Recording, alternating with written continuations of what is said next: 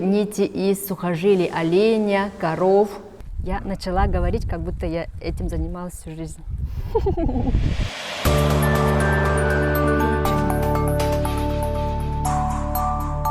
Добрый день, дорогие друзья! Настала знойная, жаркая летняя пора, чему мы несказанно рады. И поскольку наши предки в такие летние дни с удовольствием пили, кроме воды и чая, свой национальный напиток кумыс, мы сегодня покажем вам приготовление кумыса. Покажем вам приготовление не только самого напитка, но и кожаного сосуда семирчах, или по-другому называли кёгоригит, в котором они хранили кумыс. Вот, для этого мы достали кожу коровы. Она сыромятная, она уже обработанная. Вот, видите, это внешняя часть, а это внутренняя. И мы должны сначала сделать лекало. Примерный размер мы сейчас сделаем. Изучаем кожу. Вот здесь, оказывается, есть дырки. Эту часть мы не берем. Мы хотим сделать небольшой такой сосуд для первого раза. И вот, начнем сейчас рисовать. У нас должна быть горловина. Туда закладывали этот колпак такой маленький. И всадники на конях носили этот кёгоригит.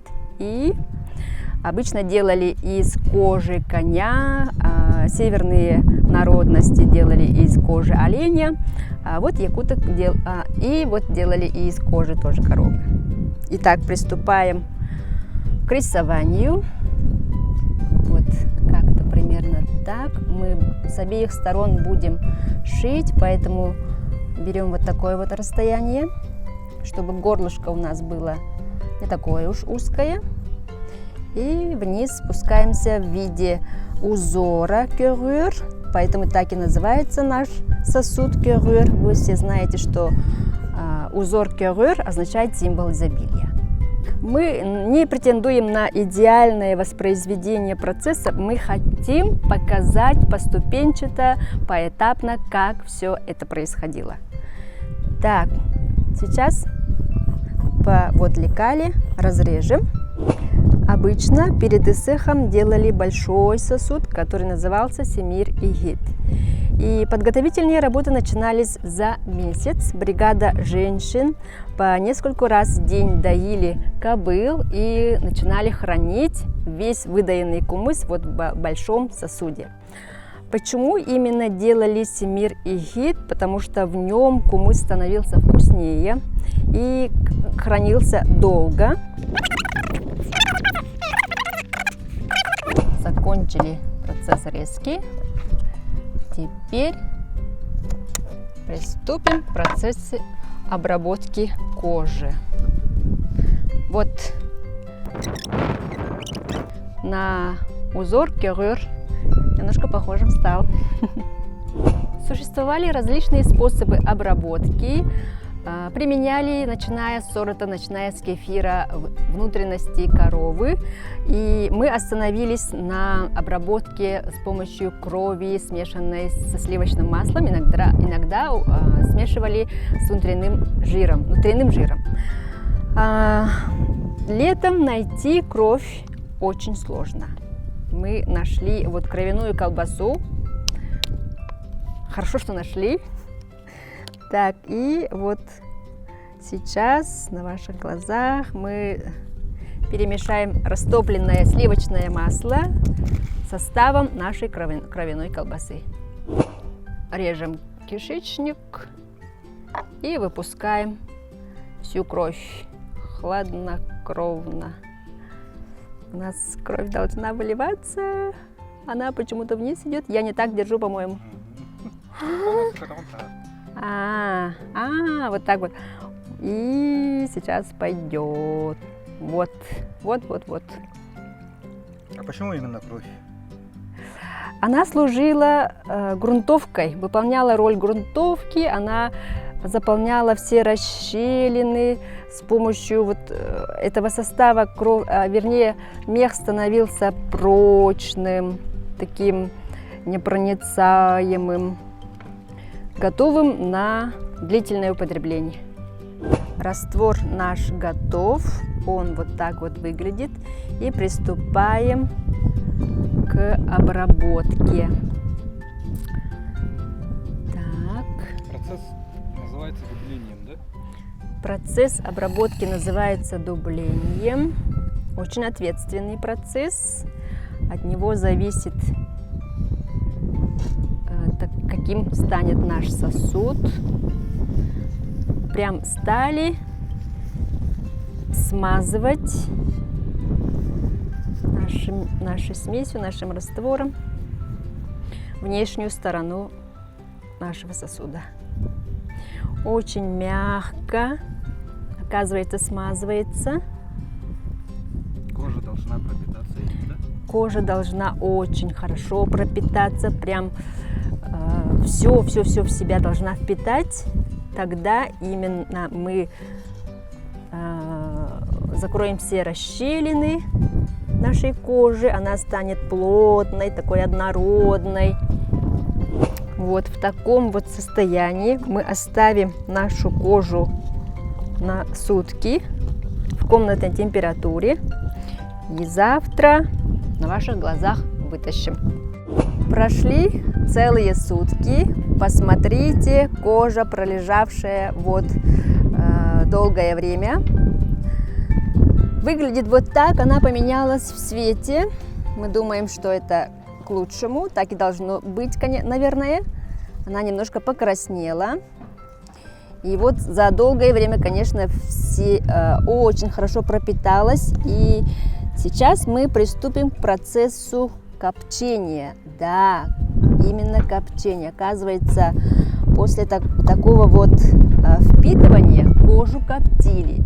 И в конце она обретала черный цвет и становилась очень-очень плотной. Вытащили кожу. Вот. В некоторых местах совсем красная. Ну, не ровно, конечно. Ну, как получилось? Посмотрите. Но все равно впиталась. Да. Почти. Ага. Ну, естественно, она мягкая, в данное время податливая.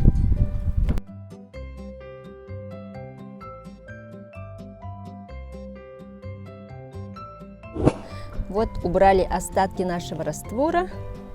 Ну, не все, конечно, пусть еще там наверху поприсутствует. Оно нам необходимо для копчения. Специально смазывали несколько раз. Есть другой такой способ при копчении, смазывали несколько раз, специально обогревая масло. Мы использовали другой способ. У нас он впитанная такая кожа. Мы точно не знаем, как происходил процесс копчения. Придумали такой вот свой. Разожгем огонь в ведре. И перед тем, как разжечь огонь, мы, конечно же, поставили рядом огнетушитель. Сейчас очень важно всем соблюдать меры предосторожности. Очень важно не относиться к этому легкомысленно. Призываем вас всех, поскольку каждое лето у нас большие пожары. И это, к сожалению, реалии наших жизней. Но мы должны быть все очень и очень ответственными. Так, теперь вот, как я сказала, разожжем костер и медленно будем коптить нашу кожу. Вот разожгли специально в ведре огонь, чтобы дыма было больше. И будем двигать по движению ветра нашу кожу. Специально в огонь бросим свежие веточки.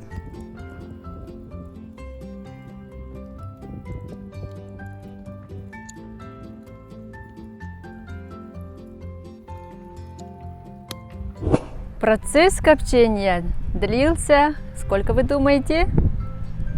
В целом 4 часа. С каждой стороны 2 часа мы прокоптили. Конечно, кожа наша стала такой мягкой, очень готовой к шитью, прям чувствуется, но она не потемнела. Мы думаем, что таким его и получали иногда Мы надеемся, что мы не такое уж исключение. И сейчас на ваших глазах мы потушим наш огонь водой. Что должны делать мы всегда, будучи в лесу, около пляжа, около любой речки, озера. Вот. Не жалея воды, чтобы шанса огню не оставлять. Теперь посмотрите на кожу нашу. Вот она с внутренней стороны, внешней стороны, а вот внутренней. Для того, чтобы шить наш мешок, мы зашли в помещение и почувствовали, что идет как такой запах копченой рыбы. Вкусный, вкусный. И приступаем к самому ответственному процессу, от которого будет зависеть герметичность нашего мешка. Шили в старину сухожильными нитями. Конечно же, делали все, что у них под рукой было, делали нитки из сухожилий. Мы еле их достали, слава богу, нашли. Спасибо мастерам, которые предоставили такие вот сухожильные нити. Посмотрите, как они выглядят. Делали нити из сухожилий оленя, коров. Вот, они были очень прочными. А иголки делали непосредственно из костей. Мы сделали из костей коровы. Пользовались, конечно же, шилами. Были кузнецы и в старину, как мы все знаем. И сейчас будем протыкать дырки. Швы называются кустары по-якутски, что в переводе означает обнимающие нити. Делаем сначала вот дырку. Как я вам говорила, кожа наша стала мягкой, очень удобной. И делаем первую дырку. Сначала на одной стороне. Это не так легко, оказывается. Я хотела сразу проткнуть.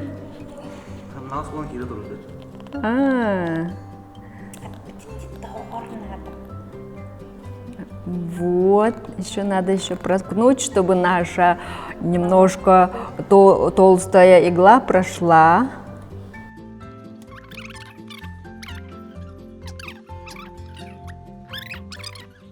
Аутентичность. Прежде всего, вау! Аллилуйя! Не так просто, оказывается, да? Да. Следом второе отверстие, рядом. Высота должна быть где-то 3 мм. Я чуть низко спустилась, что ли. Угу.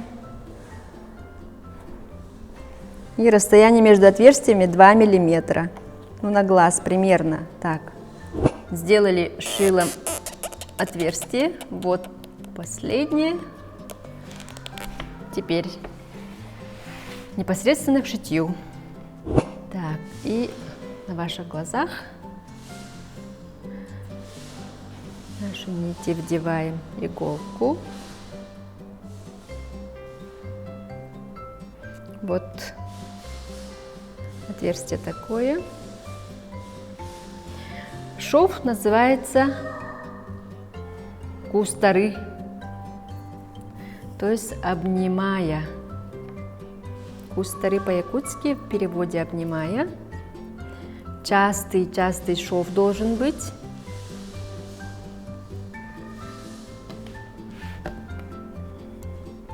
Приступаем. Вначале проложим дорогу. Кожа мягкая, обратно готовится. Да, обратно как бы все равно слипается, поэтому каждый раз надо шилом протыкать. Вот.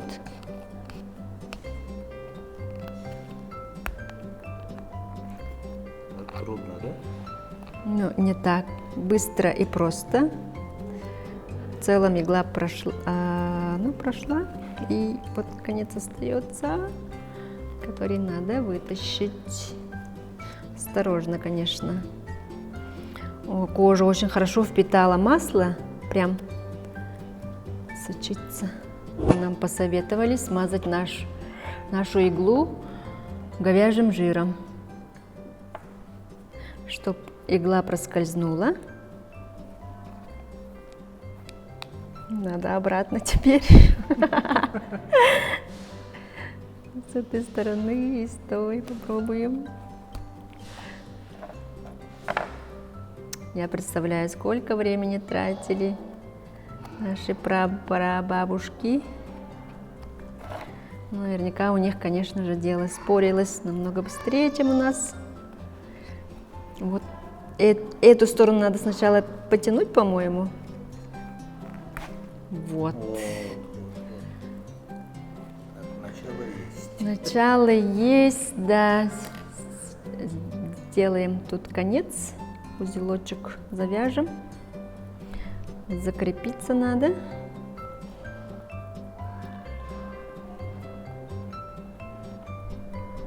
Дважды завяжем. Достаточно, наверное. Самое главное герметичность. Самая главная герметичность, да. Все, теперь идем дальше. Давай всю иглу жиром. Ага, забыла. Расширить чуть-чуть отверстие. О, да, лучше, да. Как хорошо.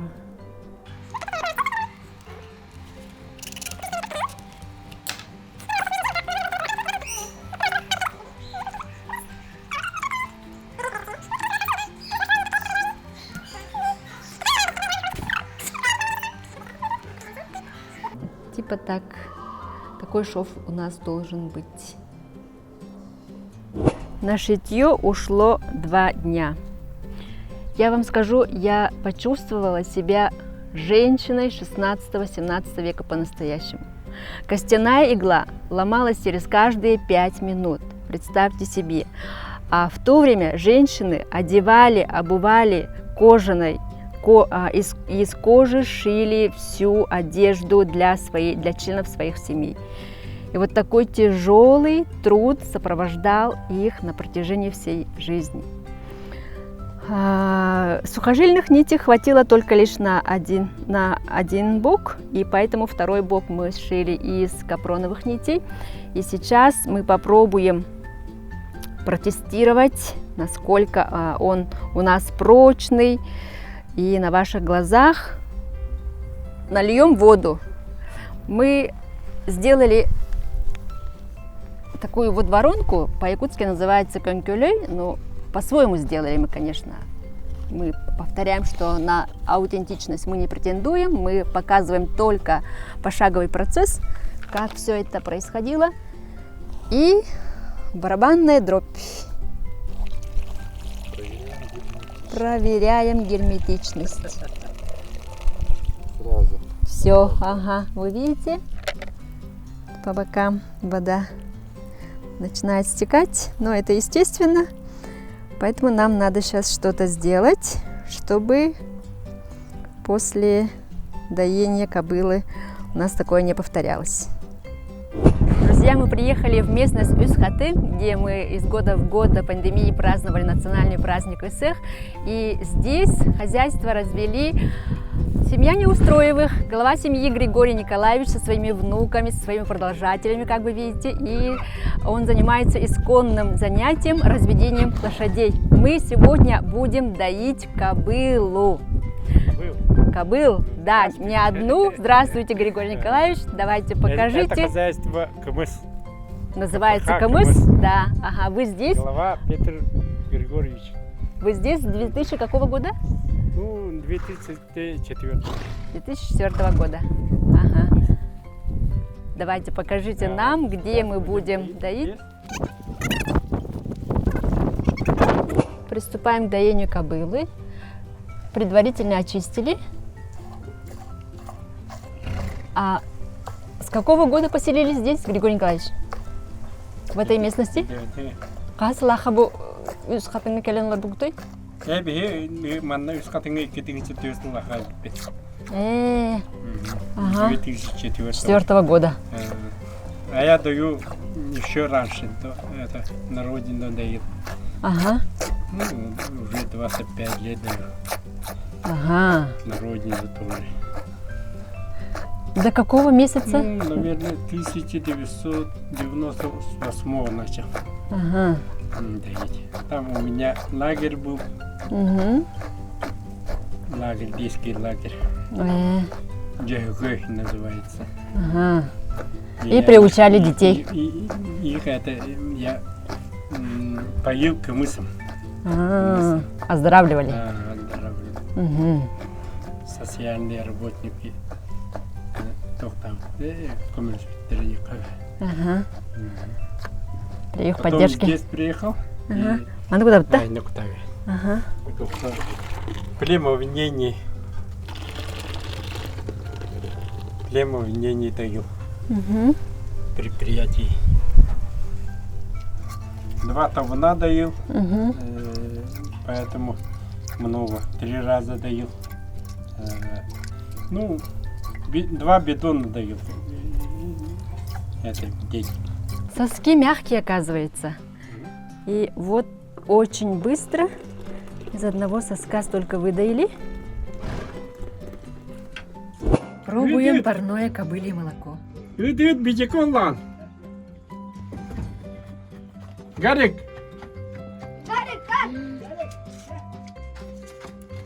Как на студеную воду похож. Вкус, Угу. как будто из колодца. Говорят, женское Женского молока, да? молоко. Похоже. О, кому статула хагаль? Доллары. Берем. Кият удем, а? Чудо.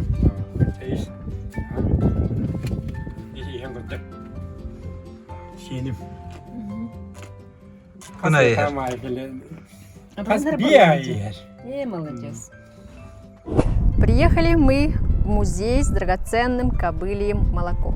И сейчас на ваших глазах мы нальем в наш кожаный мешок. К сожалению, мы не постигли секретов достижения герметичности кожаных изделий, и поэтому сделали по-своему. Мы бока прикрепили струбцинами, чтобы жидкость не выливалась. И через воронку, которую мы шили из бересты, она называется конкюлей, нальем на ваших глазах кобылье молоко.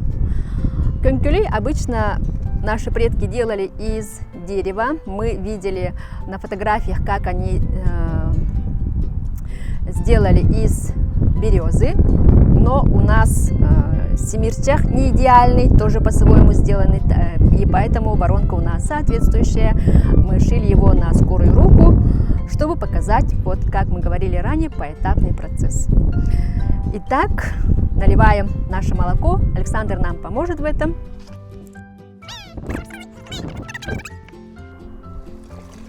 Питательное, витаминное кобылье молоко наливается в наш семирчах. В нашей таре 3,5 литра. Да, ага, ничего не растекается. Семирчах наш наполняется. Очень радостно это видеть. Угу. Все наливаешь, да? Да, да. Бадар bundan Толла, да? Угу. Да, красота. Вау, получилось. Тютелька в тютельку. Так, и бросаем сухожилие, коровье сухожилие, которое впитало в себя закваску кумыса. Именно так и делали при изготовлении кумыса. Иногда бросали хмель, траву шиповника. И посмотрите. Затем мы должны начать смешивать специальным инструментом кымыс камсатар. Это обязательное условие приготовления кумыса. Мы должны периодически его помешивать. Он будет стоять в теплом месте в течение 2-3 дней. И мы должны изредка подходить, его помешивать. Только тогда у нас получится кумыс. Друзья, прошло 3 дня. И судя по запаху, кумыс наш готов. Мы его периодически помешивали. Так и должно было быть. Стало меньше, да? Да, видите, какая-то часть испарилась, чуть поменьше стало, где-то пол-литра, по-моему, примерно. Я не знаю, из-за чего это, но наш семирчах кожаный мешок выдержал. Это так радостно. Проступило, да, Это так волнительно. Здесь проступила какая-то вот росинка, как вы видите. Но вот, как кожаный мешок, он выполнил свою миссию. И попробуем на вкус, какой у нас кумыс получился. Мы специально его влили в этот семирчак, чтобы попробовать его такой вкусный вкус. И Серошевский в своем труде «Якуты» написал, что в 1861 году в Намском Улусе житель сказал такое предложение: «Хорошим кумысом хозяин гордился как своим счастьем». Видите, какое хорошее выражение. И устроители Исехов после благословения, обряда благословения, конечно же, приступали к обряду кумысопития. И первым делом устроитель хозяина наливал большой чарон кумыс и преподносил его самому пожилому, самому почитаемому, уважаемому гостю. И он, сделав несколько глотков, передавал его по кругу. Все пробовали таким образом из этого большого чарона кумыс и становились братьями по духу. И после обряда кумысопития начинались игры предков. Так вот, мы сейчас приступим к дегустации, попробуем, какой он на вкус получился. Нальем в наш фирменный чарон, видите, наш логотип. Угу. Павел нам помогает.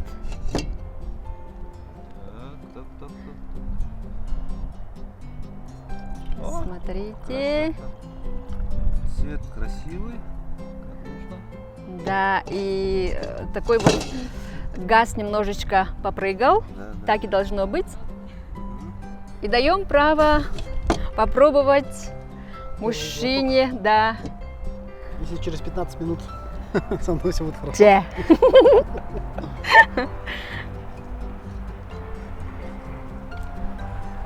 Как тебе на вкус?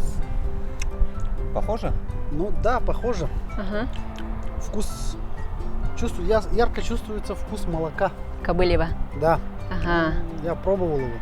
А, Только сразу такое воспоминания в голове такие. ты в детстве пробовал, да? Угу. А какой-то специфичный вкус Кислинка такая. из-за того, что он вот хранился в кожаном мешке? Копчение какое-нибудь. С павными какого? Не специальный же тари. Ну что-то отдаленно, что-то чувствуется. Не могу описать, что это. Не так сильно Ага. выраженно, да? Где-то так вот, какой-то такой оттенок Ага, есть. маленький какой-то, еле-еле уловимый. Я, конечно, не дегустатор, не могу такого вот сказать, Мгм. что именно. Ну, что-то чувствуется. Ну, вкус молока есть очень насыщенный. М, Сразу же. м, Молоко мгм. и масло сливочное. Да? А, А, Ну-ка, Сипавна, попробуй. Бери тренябин, да. Я с этой стороны уже. Да ты же только что рассказала об этом. Братья по духу, Павел. Я с этой стороны.